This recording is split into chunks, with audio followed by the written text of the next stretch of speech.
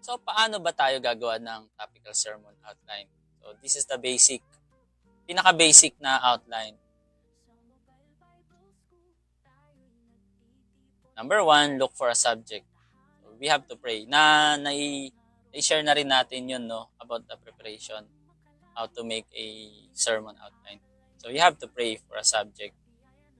And sometimes, kung ano ang kailangan talaga ng tupa, yun ang mas importante. Kailangan nilang mapalakas ang loob. May disaster na nangyari. So, kailangan mong pumili ng subject. Halimbawa, nagkaroon ng matinding lindol. At sa paligid, maraming building nang nasira. May mga natabunang tao na namatay. Isa na ron sa kapitbahay nyo. And then, ano ang magandang subject ng preaching ang magandang i-apply on coming Sunday? O halimbawa, Monday nangyari yon. So you have Tuesday, Wednesday, Thursday, Friday, Saturday na pinagpe-pray mo. Ano bang maganda talaga na subject na i-share sa setting na ibibigay ko sa inyo? So sino po ang gustong mag-share? Ano ba ang pwedeng maging subject? Sino po sa inyong gustong sumagot? Bigay tayo kunwari isang subject.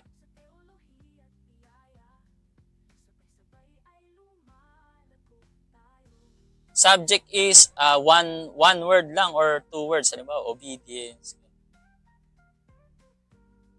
love, ganyan. So kung may disaster, ano kayang subject ang maganda?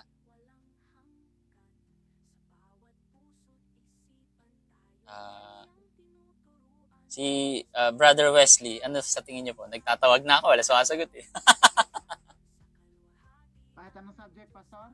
Opo, basta nakaayon sa setting. Halimbawa, nagkaroon nga ng disaster, nagkaroon ng earthquake, magbigay kayo ng any word na magandang mailalagay sa sermon sa darating na Sunday. Climate change. Climate change, tama po ba yung sinabi nyo? Opo. Oh, okay. So, honestly, sa Sunday, isa sa mga anniversary ng Haven of Worship, where ako po yung president with 17 churches, ang kanilang tema is climate change. Pasok na pasok sa ano po ninyo. Maganda. So, doon na lang, actually, pag sinabi mong climate change, negative siya na salita. Negative na salita na pag may climate change, so ipapaliwanag mo na lang. Maganda yun kasi catchy siya. So, kapag sinabi mong subject, isang word or two words, and then, gagawa ka naman ngayon hanap ka ng verses. Ano po? Ano ba yung climate change? Saan ba ang magandang patukuyan itong climate change nito? So, you have to search from kahit anong verse sa Bible na pwedeng pasok sa climate change. And any verse na sa tingin nyo na magandang ilagay sa climate change?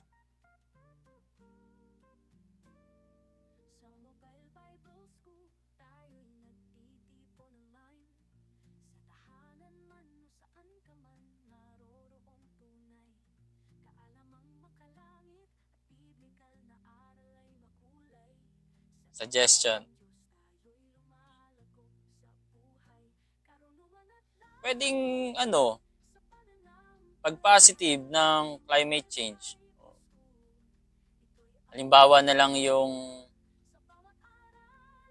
Garden of Eden. 'Di ba? Ganda-ganda ng Garden of Eden. Pero nung dumating yung sin, biglang sabi ng Lord, ikaw lalaki, 'di ba? Magpapakahirap ka ng magtanim. Dahil yung taniman na yan ay tutubuan ng mga tinik. So climate change din yun, tama ba? O hindi? Diba, tama rin yun. Another, nung panahon ni Noah, maganda at maliwalas ang panahon. And then nagkaroon ng matinding bagyo.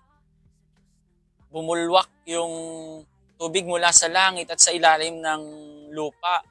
So climate change din yun, ang daming nasalanta. So pwede kang pumili sa mga verses, iba't ibang verses, at from Old Testament, and then pwede rin sa New Testament, and then tsaka tayo magkakaroon ng spiritual application ng climate change, di ba? Na kadalasan yung climate change, ang dahilan nito ay sin, kasalanan talaga.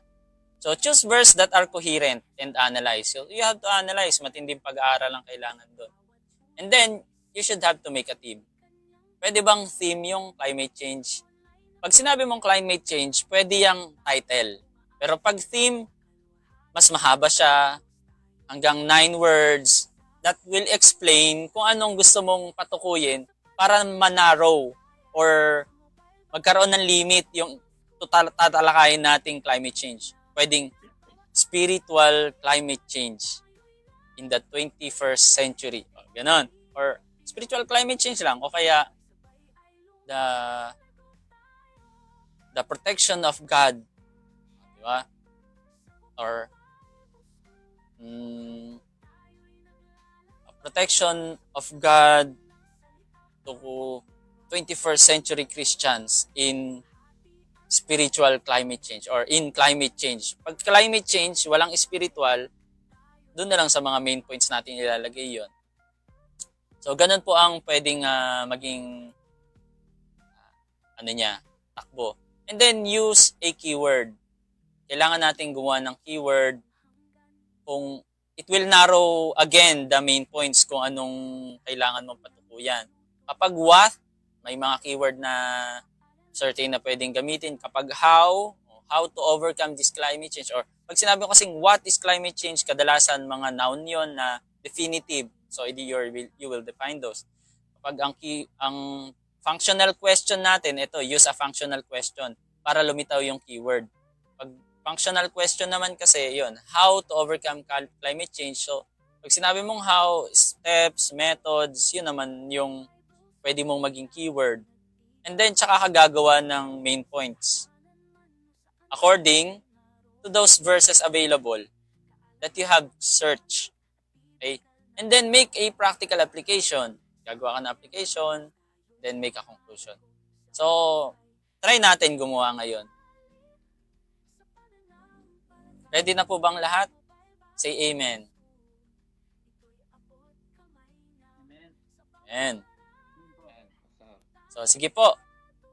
So, making topical sermon outline using this subject, submission. So, nag-try ako mag-search for a Bible verse about submission. And then, ito yung mga lumitaw. 1 Corinthians 16:16, Ephesians 5:22, Colossians 3:18, Hebrews 13:17, James 4:7, 1 Peter 2:13, 1 Peter chapter 5 verse 5. And all of these has the word submit. Merong mga submit. Ayan. May mga word na submit. Submit yourselves unto such. To everyone that help with us in labor. Wives, submit yourself unto your own husband. Colossians 3:18, wives, submit yourselves unto your own husband. So magkaibang book pero almost same na kailangan sa husband magpasubmit. Hebrews 13:17, magpasubmit tayo sa mga ruler natin. James 4:7, submit yourself therefore to God. 1 Peter 2:13, sa may mga ordinance ng man for the Lord's sake. And 1 Peter 5:5, submit yourself to the elder. Ibig sabihin sa church ito. Kaya pag nag-search tayo ng Bible verse, masyado pang broad ito and kailangan itong masala. Kasi may mga pinapatukuyan kung kanino ka magpapasubmit. Di ba? Kanino ka magpapasubmit. So, iba-iba yung pinapatukuyan. Itong isa sa husband, isa kay God, isa sa ruler, isa sa elder. So, nilagyan ko dito ngayon ng note. After finding your verses, kailangan mo pang salain yun. Saan mo ba gustong i-focus? Sa church leader ba? Sa husband? Sa God? O sa government? O sa leaders? O gusto mo lahat yung apat?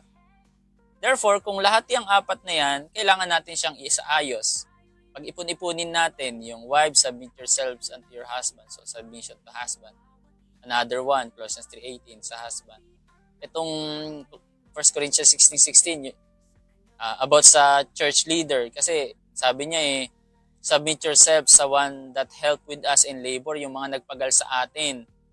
'Di ba? Mga churches or mga pastor, mentor natin na talagang simula nung wala tayong kaalam-alam na hanggang sa medyo gumaling na or gumagaling na tayo o magaling na tayo, kailangan submissive pa rin tayo sa leaders natin. And then another one, itong 1 Peter 5:5 na sinasabi dito na submit yourselves unto the elder, about the church leaders din. So may dalawa na sa church leader, dalawa sa husband. And then one about submission to God. Ito, submit yourself therefore to God.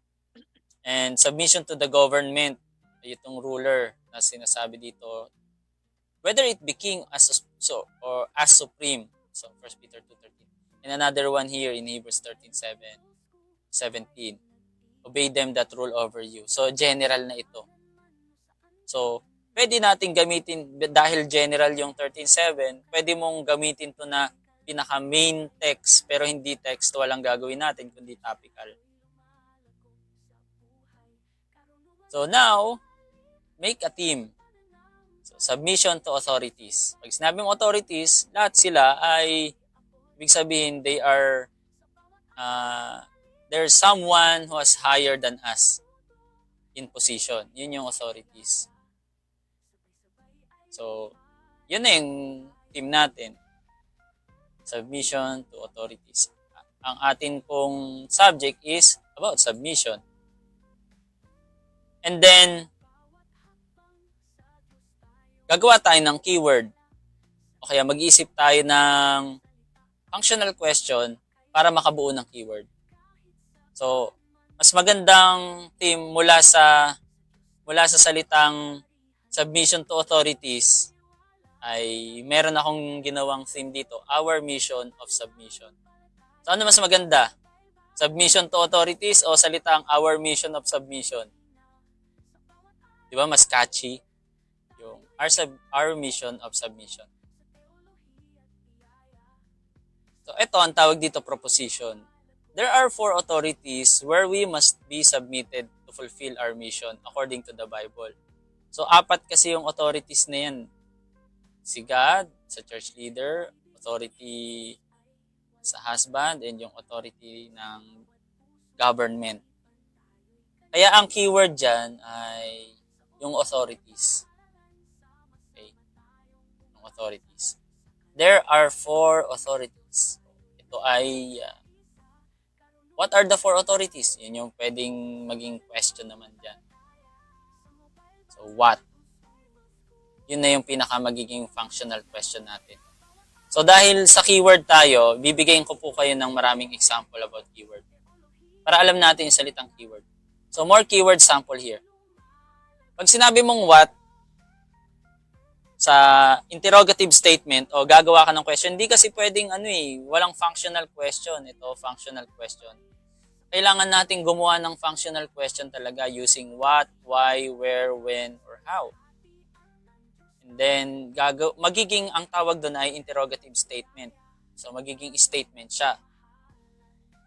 So, kapag gagawa ka ng isang sermon, yan, halimbawa, bigyan nyo ako ng mga sermon na na-preach nyo na po ng mga subject. Pinaka-favorite nyong sermon or sample ng sermon na nai-sermon na narinig nyo at nagustuhan nyo. So, bigay po tayo ng example. Sige po. Tatawag ulit kita ko. Brother HP naman ang nakalagay. Ano po name nyo?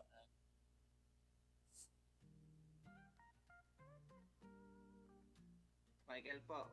Brother Michael.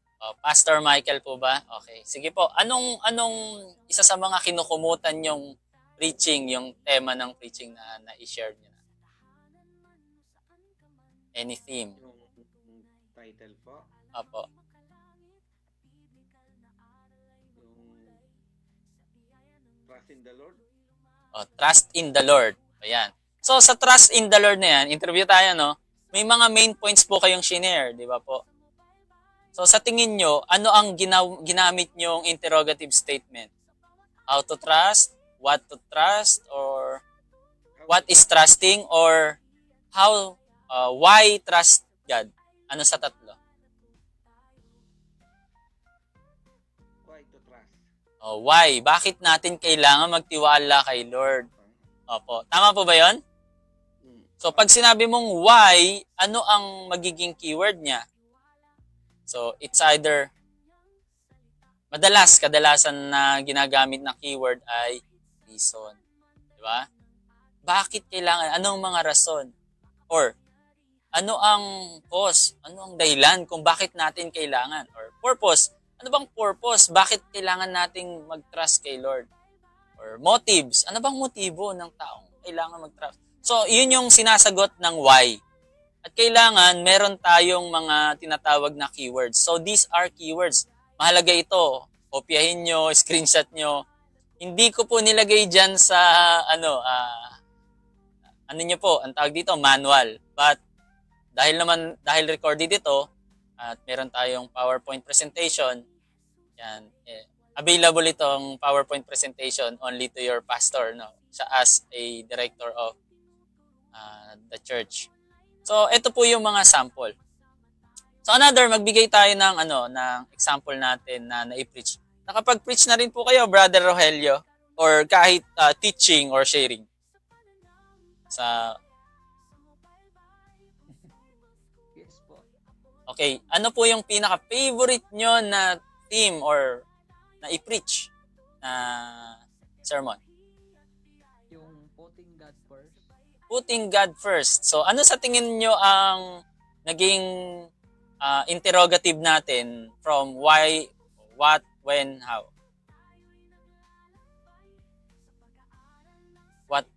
What is, hindi pwedeng what, no? How to put God first or why? Depende sa ano kasi yan yung mga main points niya. Parang sa how po eh. Nag-focus po yata ako doon. Sa how. Paano tayo magtitiwala kay Lord. Yan, napakaganda kasi pag how di ba? Oo, mas malaman. So, ano sa tingin nyo yung mga main points nyo? Ano ang naging keyword niya dito? Paano? So, meron tayong, halimbawa, ilan ang main points niya po? 5, 3, 7? Paano magtiwala? Tatlo po. So, tatlong ano po yon? Step, method. Ano kaya dito ang, or wala dito ang,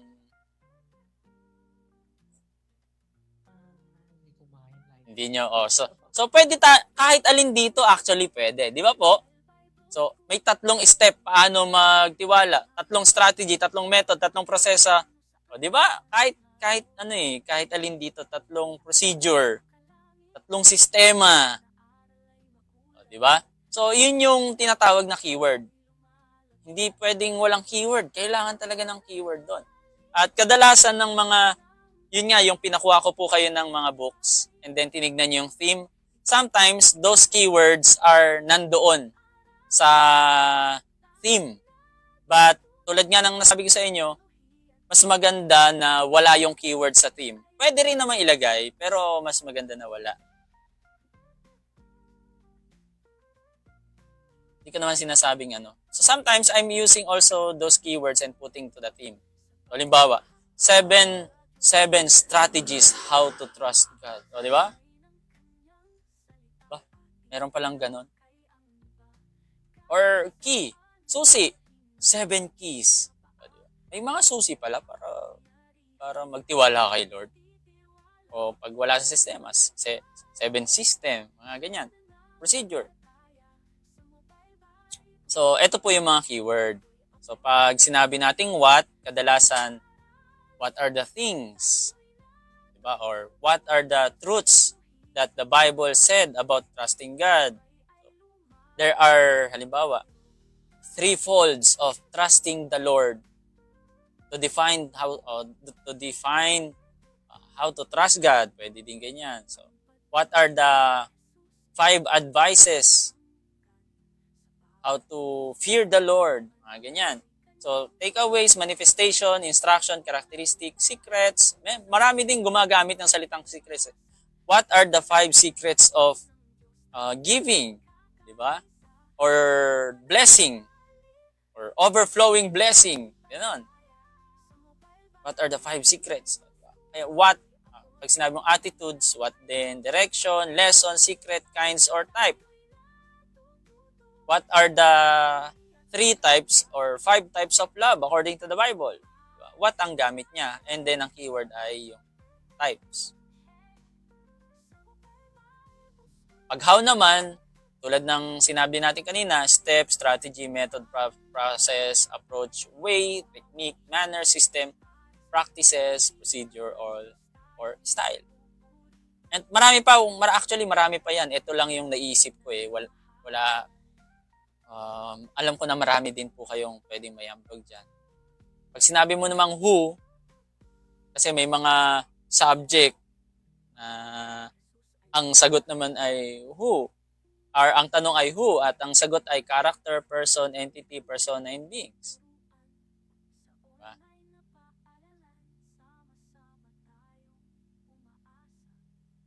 And pag sinabi naman nating why, yan po tulad ng sinabi kanina Brother Michael, about motives, reason, purpose, grounds, causes, intention, explanation. We can use also factors, so 5 factors why people tend to 5 factors that that Christians don't devote themselves to God. O diba? Ano yung mga factor na nagbibigay sa mga or nagtutulak sa mga tao bakit ayaw nilang mag-commit sa Panginoon, or 5 factors that gives fire to service. Ganon. Or rationale, or logic, or justification. So, why? Why ang nakalink sa interrogative. Pag sinabi natin when do we pray? There are 4 situations or there are 4 periods when to pray. Pwede ring circumstances. Diba? Kasi kadalasan ng prayer, circumstance. So, hindi magagandang mga panahon. So, yun po ang mga keywords ng pag ang interrogative natin ay nagsisimula sa katanungang when, kailan. So, time, situation, instance, circumstance, moment, naulit na naman instance, opportunities, malipas pairing, periods, event, dispensation, occurrences, or era. And lastly, pag sinabing where, actually, it pertains to place, region, position, address, site, venue, spot, site, local, or area. Siguro naman po, alam na natin yung keyword. Amen?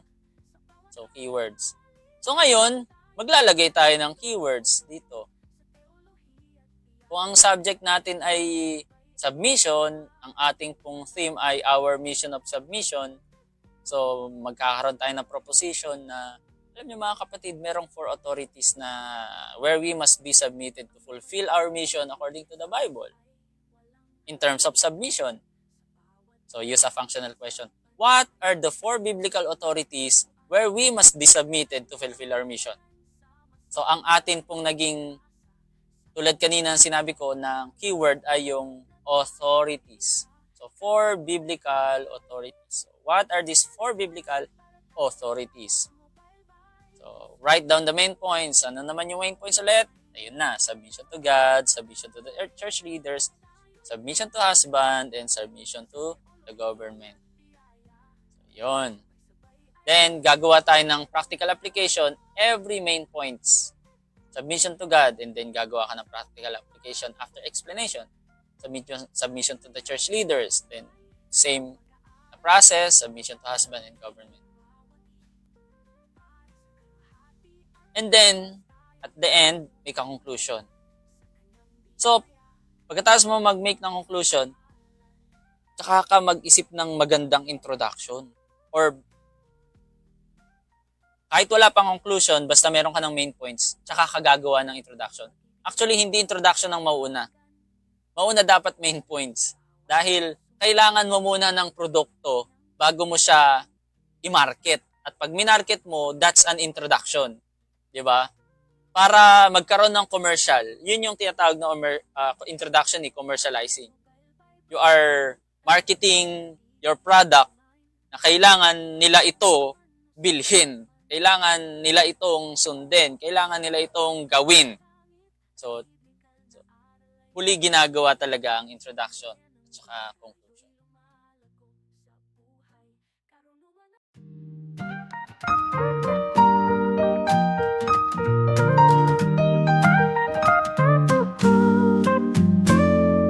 Sa Mobile Bible School, tayo'y nagtitipon online.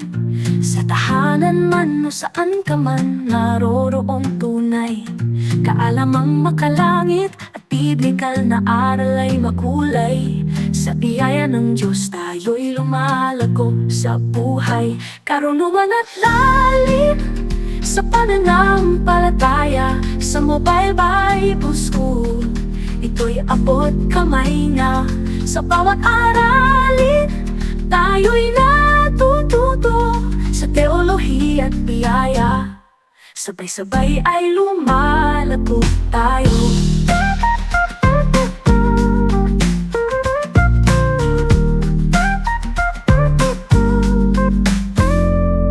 Sa bawat hakbang, sa Diyos tayo nagtitiwala.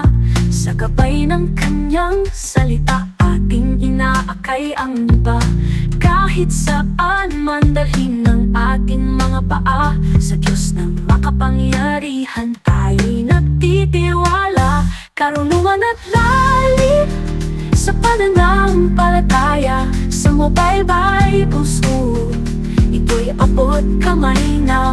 Sa bawat aralin, tayo'y natututo sa teolohiya at biyaya.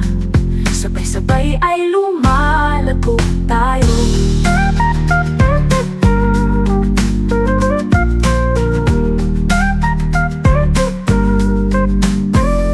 Ang pag-ibig ni Jesus ay walang hanggan. Sa bawat puso't isipan, tayo'y Kanyang tinuturuan. Sa online na paaralan, sama-sama tayong umaasa. Sa kaluwalhatian ng Diyos tayo'y nagkakaisa. Karunungan at lalim sa pananampalataya. Sa Mobile Bible School, ito'y abot kamay na. Sa bawat aralin, tayo'y natututo sa teolohiya at biyaya. Sabay-sabay ay lumalago tayo. Hey, sa Mobile Bible School, tayo'y naglalakbay. Sa pag-aaral ng salita, tayo'y magwawagi. Para sa kaluwalhatian ng Diyos, tayo'y nagpupuri.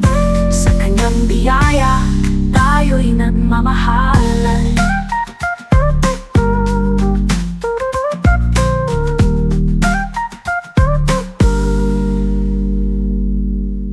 Ang pag-ibig ni Jesus ay walang hanggan. Sa bawat puso't isipan, tayo'y Kanyang tinuturuan. Sa online na paaralan, sama-sama tayong umaasa. Sa kaluwalhatian ng Diyos, tayo'y nagkakaisa.